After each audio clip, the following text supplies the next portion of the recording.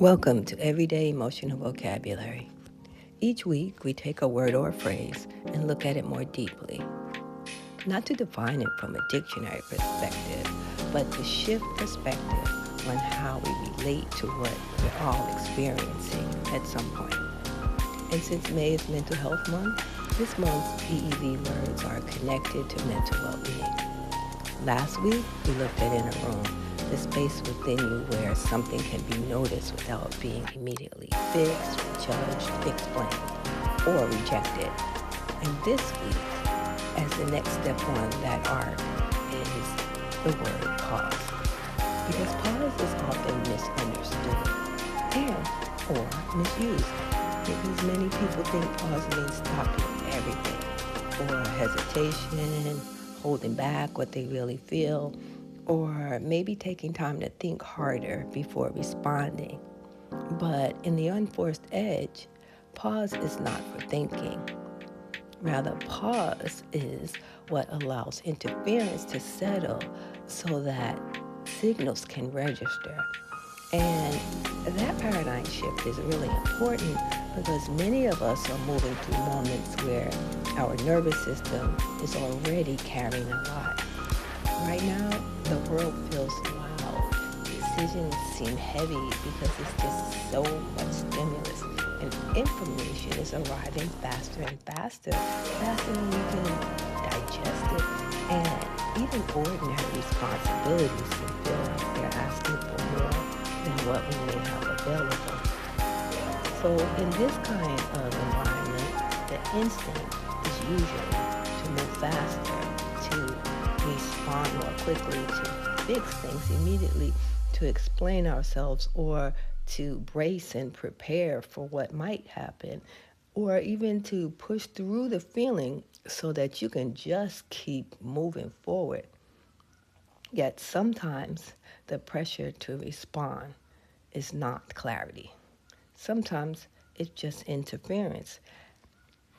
Pause is the moment you stop adding force to what is already happening.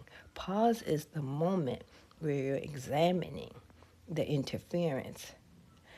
And you're pausing long enough to notice what's there before it becomes the whole of everything. You might notice it in small ways. Physically, your breath might be running ahead. Your shoulders tighten. Your mind starts rehearsing a conversation that hasn't even yet happened.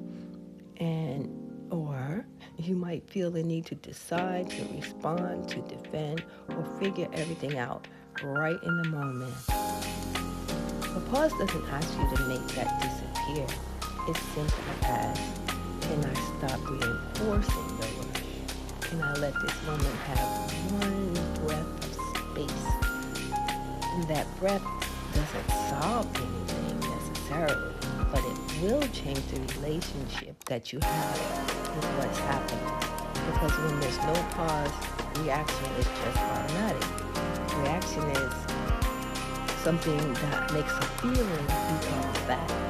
Urgency becomes instruction, and pressure becomes the direction you're moving. But when there's pause, even a brief one, something else becomes possible. Because you can feel anxiety without letting anxiety write the next sentence for you. And you can feel pressure without pressure choosing your next step. And you can feel uncertainty without forcing an answer before the signal is clear.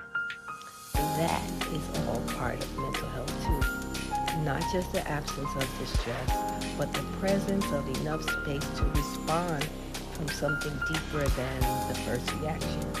And it's pause that gives you the space that we talked about last week. It doesn't deny what you feel. It doesn't make you calm on command. And it doesn't ask you to become detached from your life. It just opens a little space between what rises and what leads you. And sometimes that space is where choice returns. So this week, when you feel yourself rushing to fix, answer,